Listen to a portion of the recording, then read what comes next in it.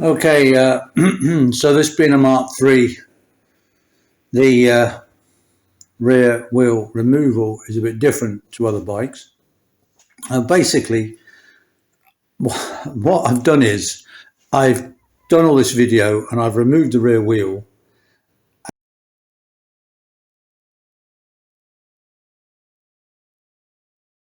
and then I've come and looked and the camera wasn't on, so I haven't videoed it.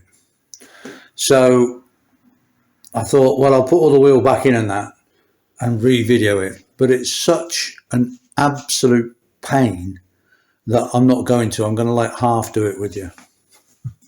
Okay, so the spindle, the rear wheel spindle, this is the main thing to remember, is in two parts. So there's half of the spindle goes through the rear sprocket and the speedo and so on. Then this half of the spindle screws into the other half of the spindle. So we can leave this spindle done up, all right, nice and tight. It's probably best if you do. And then we loosen this spindle and we pull it out. On the spindle, we have a spacer on the inside. And then next to the spacer, we have the caliper, which that goes on that sits on the spindle. And this slot here, as I think we said before, that goes there on the shock absorber bolt, which basically makes sure the whole thing doesn't turn. Now, when we pull the spindle out, that will then free the the first thing we do is remove the brake adjuster when the spindle's out of the way. Then the caliper is free to be taken off. Now, in our case, because I've disconnected it, I'll just pull it off and out it goes. Now, on a normal bike, let's say you're changing the wheel, new tire or whatever, without disconnecting everything, then you've got a big caliper in the way.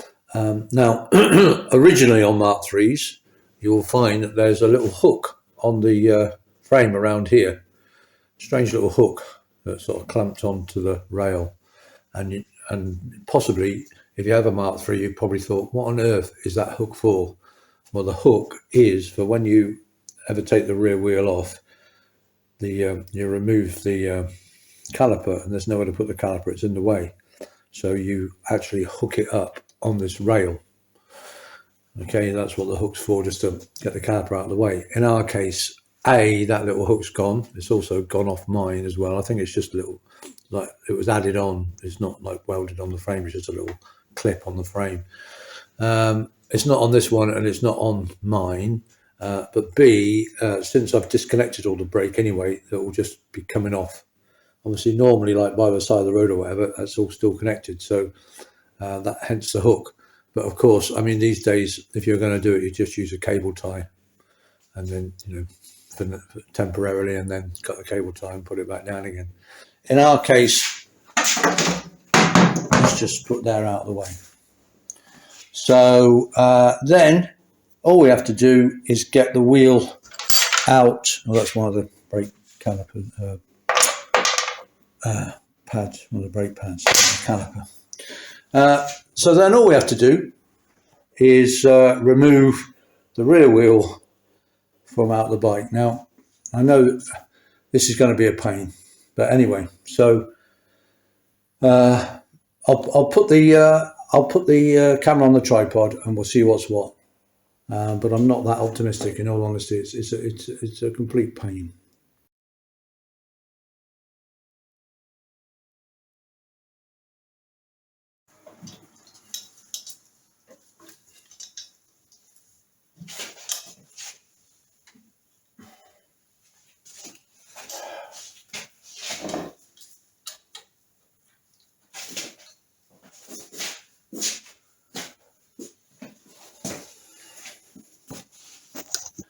Right, where were we? I think we're just about to withdraw this wheel spindle, but this wheel spindle for some reason has been jamming in the wheel just to make my life a nightmare, and I just could not get the spindle out. I know I've freed it now. It's just been, it's all unscrewed and everything, but it just wouldn't come out. Right, So we've lifted the caliper out of the way. There's a spacer behind the caliper, and then we simply withdraw the wheel spindle. Hope we've got this on camera this time, because it's such a pain. Caliper's out of the way, and then the wheel lifts off the, there, that's the back end. The other half, I don't know if you see that spinning, because that's the chain sprocket, which is this spindle bolts into the spindle on that side, and that spindle stays sitting there. Now, it could be that we leave that sprocket on, but we only leave that sprocket on if we can get the wheel out with that sprocket on.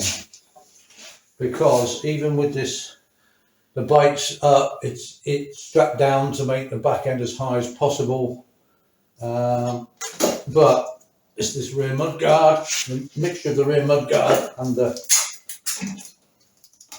disc. Nightmare. We can get it past, but I don't think we can. You know, it's like just wedged by that millimetre here and millimetre there. I don't want to break things, but it's just a pain. It's just a pain. It's supposed to be a quick release rear wheel. I can't drop it down because the base of the stand is in the way, so the wheel will only go, it won't go all the way through. So it's got to come out the top.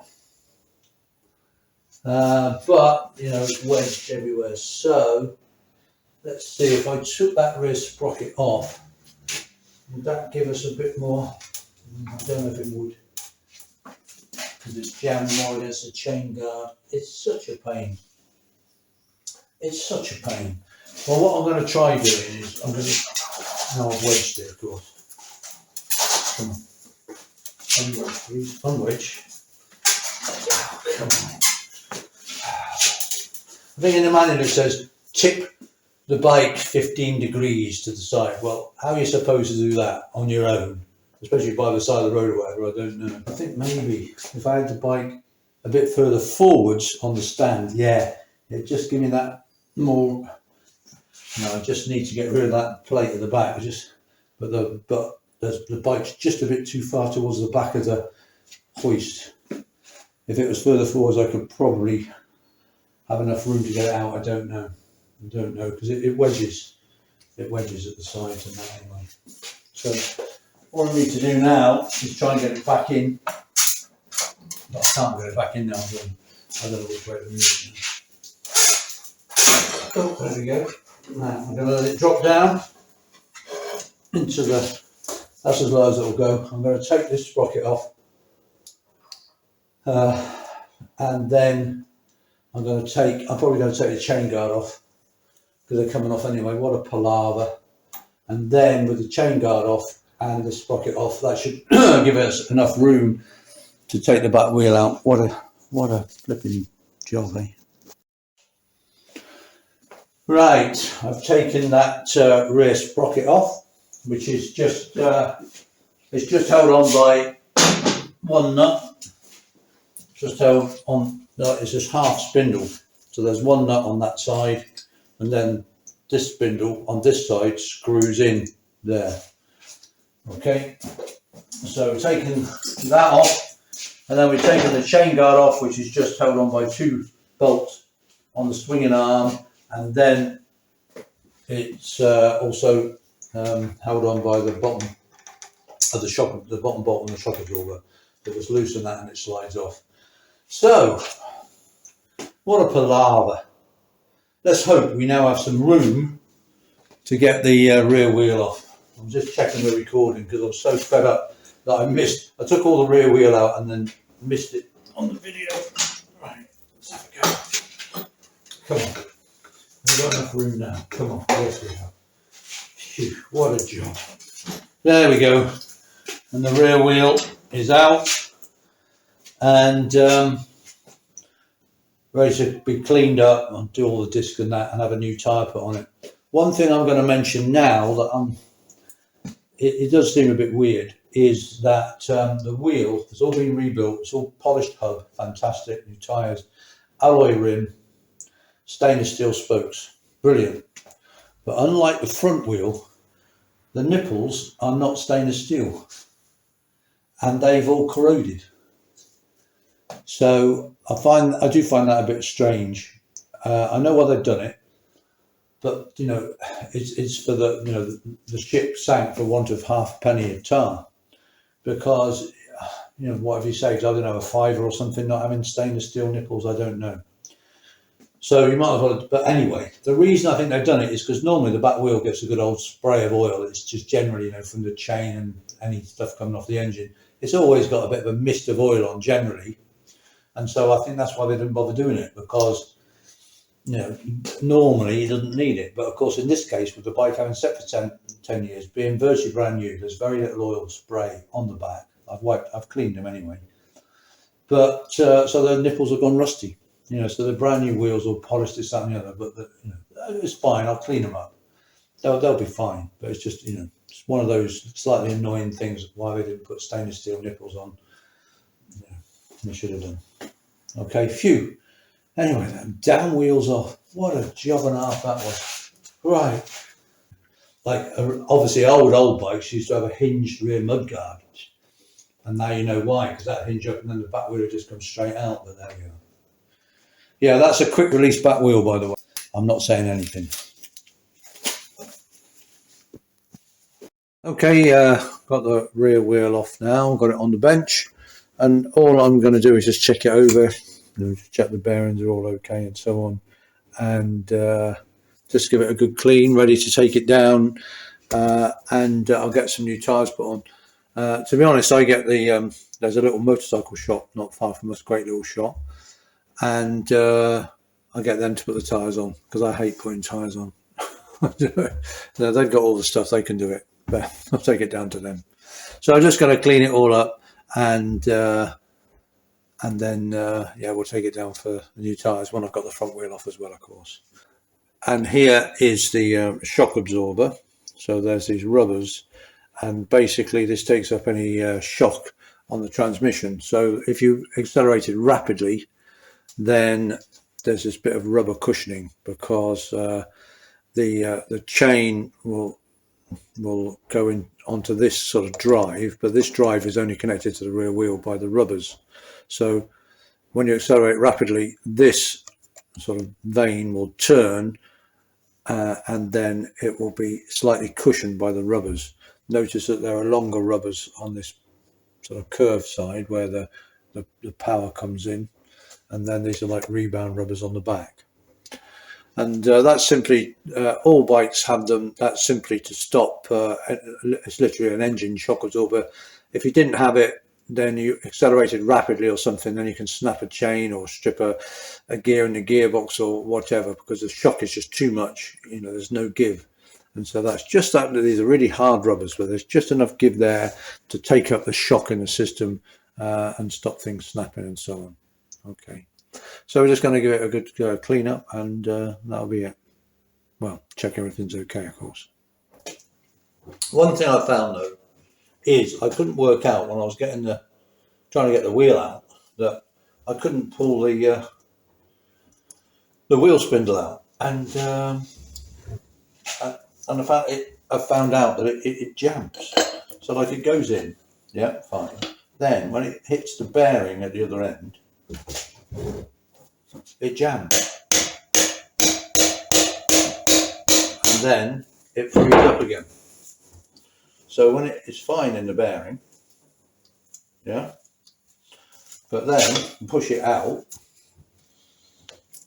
to there is fine, but then that last bit is completely jammed. It won't come out at all. So I have to knock it through, and it comes straight out again. So there must be a high spot on this bit of the shaft here, on this bit of the spindle, that when it hits the bearing, and then after that it's okay again. So it's a bit weird. So that's why I couldn't. Anyway, that's why I couldn't get the spindle out, because it's jamming on the bearing. you know, it's just got a high spot here somewhere on the shaft. So I think I'm going to have to replace the shaft. Also, I damaged because I couldn't get it out when I was spinning it to try and encourage it to come out. I've damaged the threads anyway. So I think I'm going to have a new spindle anyway. But yeah, that was a weird thing. I couldn't work out why is it not coming out, and it's just jamming on the, you know, on the bearing. Weird. But then, you know, then it doesn't jam. But later on. So there you go, mystery solved. Must be a very slight imperfection in the size of this shaft at some point.